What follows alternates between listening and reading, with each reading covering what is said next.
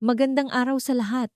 Ako si Dr. Dra Ligaya Santos at ngayon ay pag-aaralan natin ang paksang mga sikreto sa pagpapabata ng balat sa bahay gamit ang mga pipino.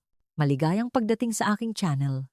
Kailanman ba, pagising mo sa umaga at humarap sa salamin, napansin mo ang mga crow's feet sa gilid ng iyong mga mata o ang mga age spots sa iyong pisngi at ninais mong sanay maibalik mo ang iyong balat sa hitsura nito 10 o 20 taon na ang nakakaraan. Nauunawaan ko kayo. Lahat tayo ay takot tumanda at pumangit. Ngunit nag-aatubili namang gumastos ng malaking halaga sa spa o gumamit ng mga kemikal na maaaring makapinsala sa balat. Kung gayon, hayaan ninyo akong ibahagi sa inyo ang isang sikreto na matatagpuan mismo sa inyong kusina. Isang napakabisang paraan na abot kaya. At ito ay ang sikreto sa pagpapabata ng balat sa bahay gamit ang pipino at pampakinis ng balat na parang 20 taong gulang. Opo, hindi kayo nagkamali sa ilang pipino lamang. Ngunit paano ito gamitin ng tama? Paano ito pagsamahin upang doblehin ang bisa ng 10 beses? Hindi lahat ay nakakaalam nito. Bago ko ibunyag ang 3 gintong reseta na ito, mangyaring bigyan niyo ako ng isang like at lalong-lalo na pindutin ang subscribe button sa aking channel. Ang inyong suporta ang pinakamalaking inspirasyon ko upang makakolekta at makapagbahagi ng mga mahusay na reseta araw-araw. Nakasubscribe na ba kayo? Opo, maraming salamat sa inyo. At ngayon, simulan na natin. Bahagi isa. Bakit ang pipino ay isang himalang gamot para sa nagkakaedad na balat? Bago tayo dumako sa 3 reseta, nais kong lubos ninyong maunawaan kung bakit ang pipino na madalas nating kinakain na may asin araw-araw ay napakahalaga para sa balat ng mga nakatatanda. Ayon sa mga medikal na pag-aaral at siyensya ng kagandahan, ang maliit na pipino na ito ay nagtataglay ng isang kapangyarihan sa pagre-regenerate ng balat na kaunti lamang ang nakakaalam. Bakit ko nasabi ito? Una, habang tayo ay tumatanda, ang pinakamalaking problema ng balat ay ang pagkawala ng tubig. Ang balat ay parang tuyong bukid na may mga bitak na lumilikha ng malalim na kulubot. Ang pipino ay naglalaman ng hanggang 95% na tubig. Ngunit hindi ito ordinaryong tubig kundi tubig na puno ng mga enzyme at mineral. Ang paggamit ng pipino ay direktang paraan upang mabigyan ng agarang lunas ang uhaw na balat. Pangalawa, ang pipino ay naglalaman ng mataas na antas ng vitamin C at caffeic acid.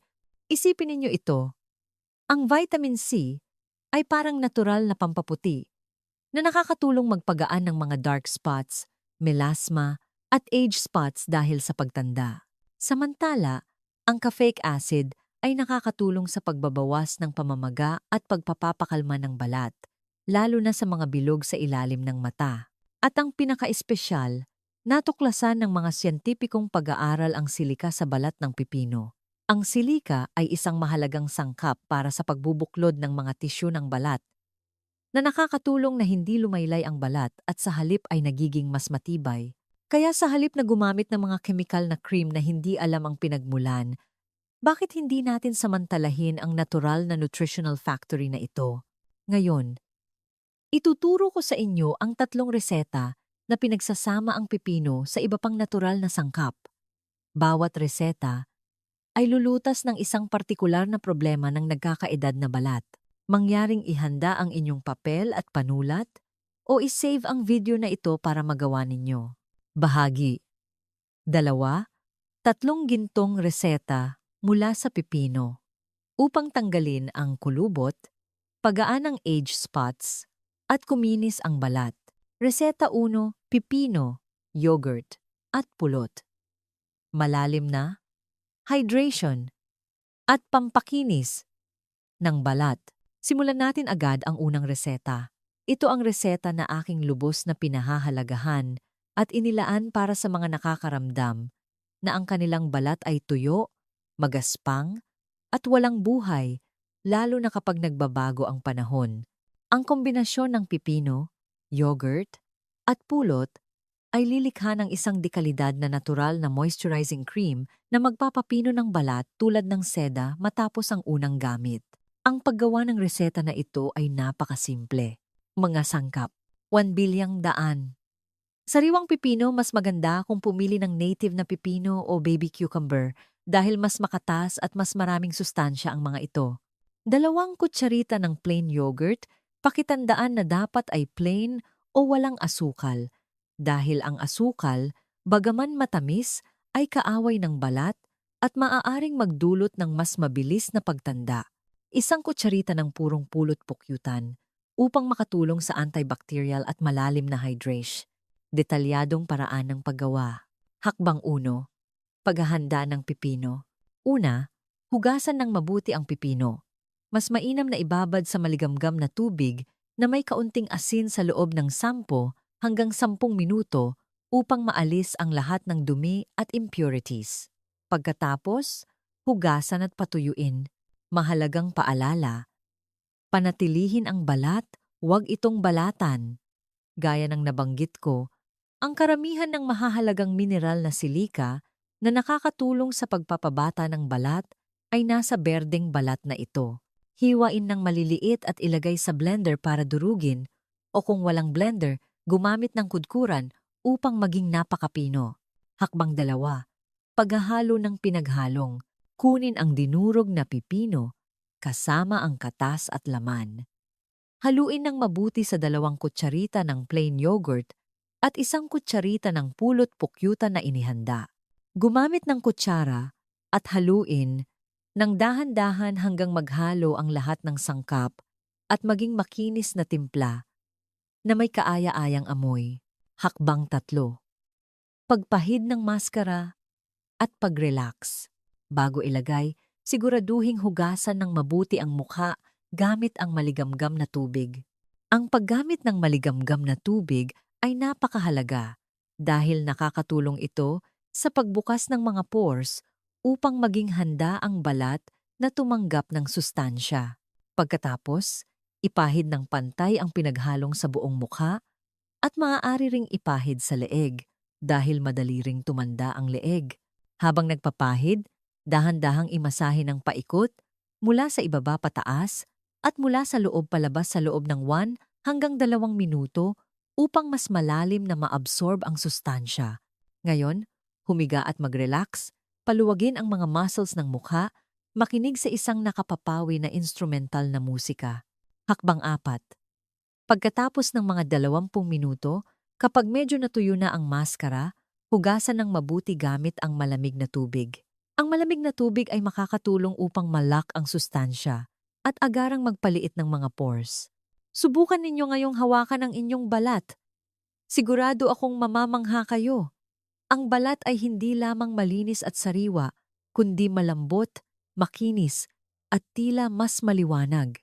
Para sa banayad na reseta na ito, upang makamit ang pinakamahusay na resulta at mapanatili ang makinis na balat, payo ko na maging matyaga at gawin ito ng regular, 2 hanggang 3 beses bawat linggo.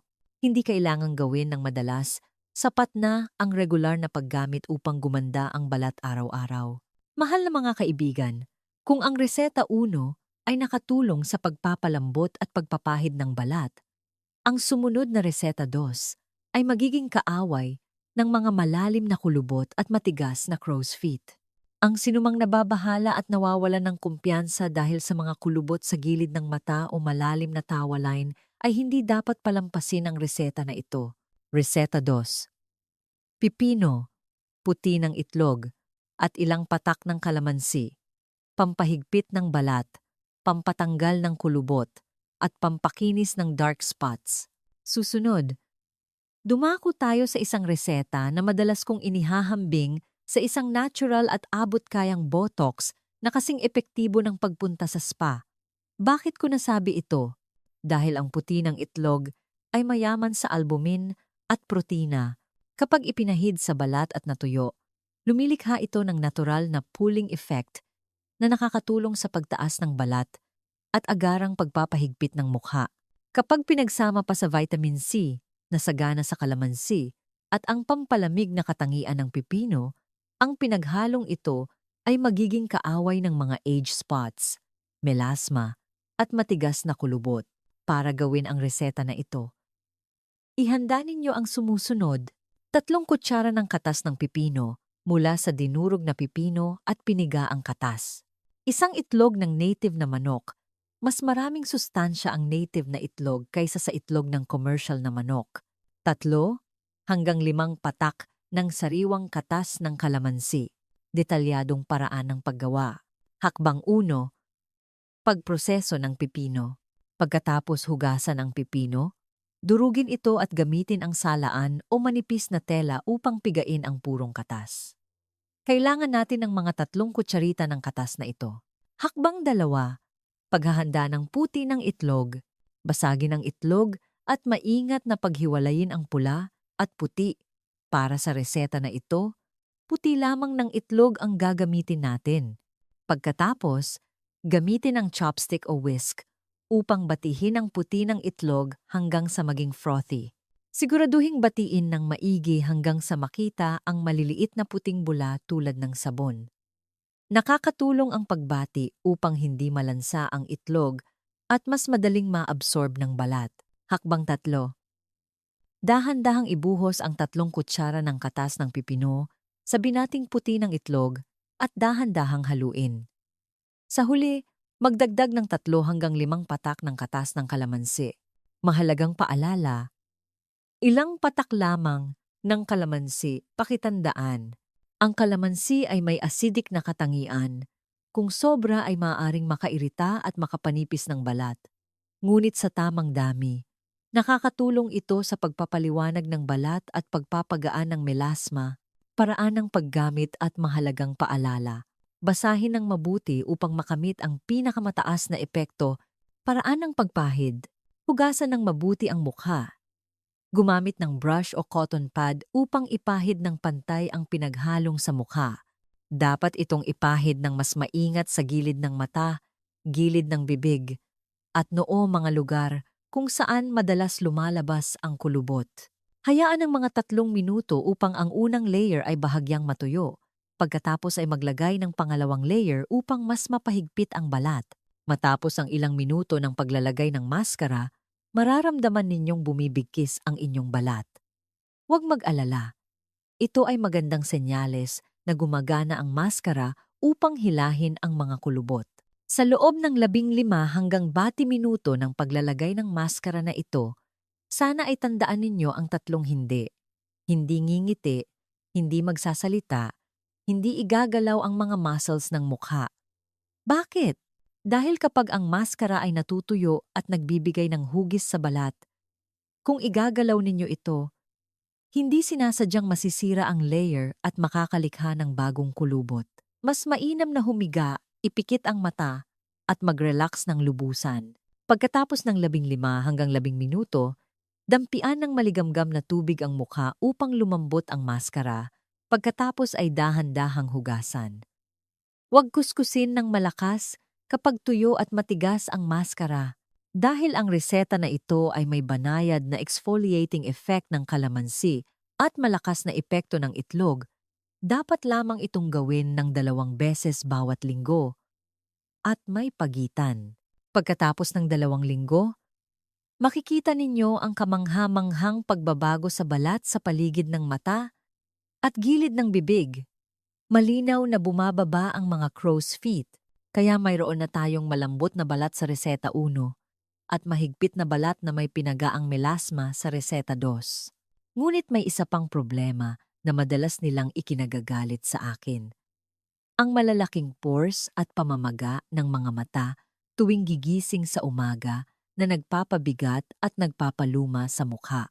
Huwag muna ninyong patayin ang video dahil ang ikatlong reseta na ito ay napakasimple, maginhawa, at 1 beses nagawa para sa 1 linggo, lalo na angkop para sa mainit na tag-init o sa umaga kapag kailangan ng agarang sariwang hitsura. Panoorin pa ninyo. Reseta 3. Yelo na pipino at vitamin E. Pampaliit ng pores at pampabawas ng pamamaga ng mata. At heto na tayo sa huling reseta. Isang kayamanan na sa tingin ko ay magugustuhan ng lahat. dahil sa kaginhawaan nito, isang beses na gawa para sa buong linggo at nakakatulong pa upang maging alerto agad. Ito ay sa katunayan isang cold therapy method o kilala rin bilang ice rolling. Ang prinsipyo nito ay napakasimple ngunit napakabisa. Ang paggamit ng lamig ay nakakatulong sa pagpapaliit ng mga daluyan ng dugo, pagbabawas ng pamamaga, at agarang pagpapaliit ng mga pores. Kapag pinagsama pa sa vitamin E, isang himalang pampabasa, ang yelo na ito ay hindi lamang nagpapalamig kundi nakakatulong din sa anti-aging mula sa loob, na nagpapabuti ng elasticity ng balat. Para gawin ang reseta na ito, kailangan ninyong ihanda ang sumusunod. Magasangkap, isang pipino, hugasan ng mabuti, panatilihin ang balat, 100 ml ng malinis na tubig, 2 hanggang 3 vitamin E capsules. Maari kayong bumili ng ina 400 o ang pulang uri sa botika. Napakamura at madaling mahanap. Ice cube tray? Mas maganda kung may maliliit na butas para madaling hawakan. Isang manipis na tela o malinis na panyo. Ito ay napakahalaga upang balutin ang yelo kapag ginagamit. Detalyadong paraan ng paggawa. Hakbang 1. Hiwain ng maliliit ang pipino at ilagay sa blender kasama ang mga 100 ml ng tubig. Durugin ng husto. Pagkatapos, gumamit ng salaan o manipis na tela upang salain at alisin ang pulp at kunin lamang ang sariwang berdeng katas. Hakbang 2. Gamit ang gunting. Putulin ang dulo ng 2 hanggang 3 vitamin E capsules, pigain ang lahat ng oily liquid sa loob at ilagay sa bowl ng pipino juice na kakasalain lang. Maliit na paalala. Dahil ang vitamin E ay isang langis at ang pipino ay tubig, mahirap silang maghalo. Kailangan ninyong gumamit ng kutsara o whisk at haluin ng napakabilis at pantay upang ang vitamin E oil ay kumalat ng maliliit na patak sa pipino juice. Hakbang 3. Pagpapalamig.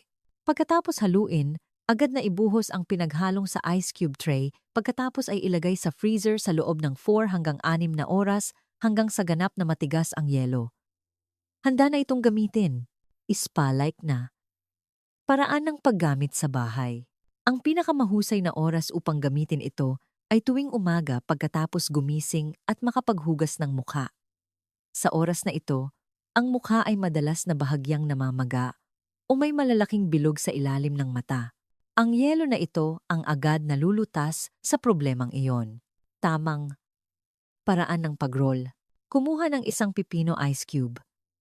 Huwag itong idiretso sa balat upang maiwasan ang cold burn. Balutin ang ice cube sa manipis na tela na inihanda. Dahan-dahang i-roll sa buong mukha ng paikot. Mula sa loob palabas, mula sa ibaba pataas.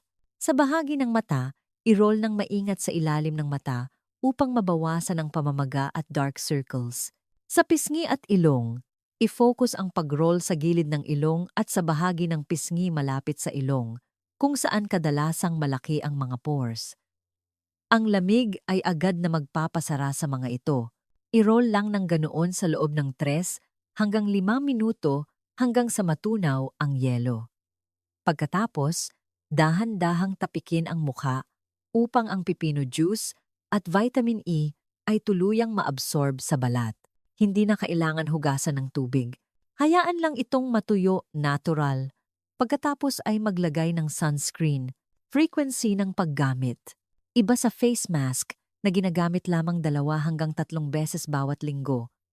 Para sa pipino ice rolling method na ito, inirerekomenda kong gawin ito araw-araw, 1 beses sa umaga. Kung panatilihin ninyo ang ugali na ito, tiniyak ko na pagkatapos lamang ng 1 linggo, makikita ninyo ang malaking pagliit ng mga pores. Ang balat ay magiging mapula, matibay, at ang makeup foundation, kung mayroon man, ay mas magtatagal. Kaya ngayong araw, ibinahagi ko na sa inyo ang 3 gintong reseta mula sa pipino, mula sa hydration, pagtanggal ng kulubot, hanggang sa pagpapaliit ng pores. Gayunpaman, ang pagkakaroon ng mahusay na reseta ay 50% lamang ng paglalakbay. Maraming nagtatanong sa akin kung bakit Sa parehong paraan ng paggawa, mayroong gumanda, habang ang iba naman ay nakakaranas ng pangangati o pangingitim ng balat. Ang sagot ay nasa pinakamahalagang bahagi ng video na ibabahagi ko ngayon. Ang mga gintong paalala na magpapasya sa tagumpay o kabiguan ng buong proseso ng pangangalaga sa balat. Huwag ninyong palampasin ito. Bahagi 3, mga gintong, paalala at payo ng eksperto. Mahal na mga kaibigan, ang 3 reseta sa itaas ay napakahusay, ngunit ang pagmamadali ay nagdudulot ng pinsala. Bilang isang taong malalim ang pag-aaral sa kalusugan, kailangan kong paalalahanan kayo sa mga sumusunod upang masiguro ang lubos na kaligtasan para sa ating pinong balat. Kalidad ng pipino. Subukang bumili ng malinis na pipino o hugasan itong mabuti gamit ang tubig na may asin o panghugas ng gulay. Dahil kung may natitirang pestisidyo sa pipino, kapag ipinahid sa balat, magdudulot ito ng allergy at pangangati na mas makakasama kaysa makakabuti. Tamang oras. Ang pinakamagandang oras upang maglagay ng maskara ay sa gabi bago matulog. Sa oras na ito, nagpapahinga ang katawan at mas mahusay na naabsorb ng balat ang sustansya. Huwag abusuhin. Gaano man ito kaganda, 2 hanggang 3 beses lamang bawat linggo ang dapat na paggamit. Ang paglalagay araw-araw ay maaaring magdulot ng overfeeding sa balat na magiging manipis at mahina. Proteksyon sa araw. Ito ang pinakamahalaga kapag tayo ay nag-aalaga ng balat. Ang bagong na bagong balat ay labis na takot sa sikat ng araw. Kung lalabas kayo ng walang proteksyon o hindi naglalagay ng sunscreen, ang lahat ng pagpapapaganda ng balat gamit ang pipino ay mawawalan ng kabuluhan at maaaring lalong dumilim ang mga dark spots at melasma. Tandaan ninyo ito. Mahal na mga kaibigan, ang edad ay numero lamang. Ang mga kulubot ay maaaring tanda ng panahon ng mga paghihirap at pag-aalala para sa mga anak at apo. Ngunit hindi ito nangangahulugang hihinto tayo sa pagmamahal sa ating sarili. Ang pangangalaga sa balat ay hindi lamang pagpapaganda, kundi paraan din upang pahalagahan ang katawan na ito upang tamasahin ang kagalakan ng ating pagtanda. Umaasa ako na sa mga ibinahagi kong ito tungkol sa pipino, makakahanap kayo ng maliit na kagalakan araw-araw sa pag-aalaga ng inyong sarili sa harap ng salamin. Subukan ninyo ngayong araw at bumalik kayo rito upang magkomento at ipaalam sa akin ang resulta.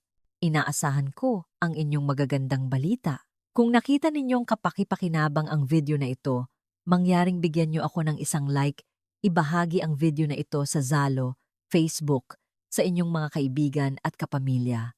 At huwag kalimutan, ang pinakamahalaga, mag-subscribe sa aking channel at pindutin ang bell icon sa tabi nito upang hindi mapalampas ang anumang health tips na ibabahagi ko sa susunod na video. Hangad ko ang inyong kalusugan, kaligayahan, at sana'y manatili kayong bata sa puso. Paalam at magkita-kita tayo muli.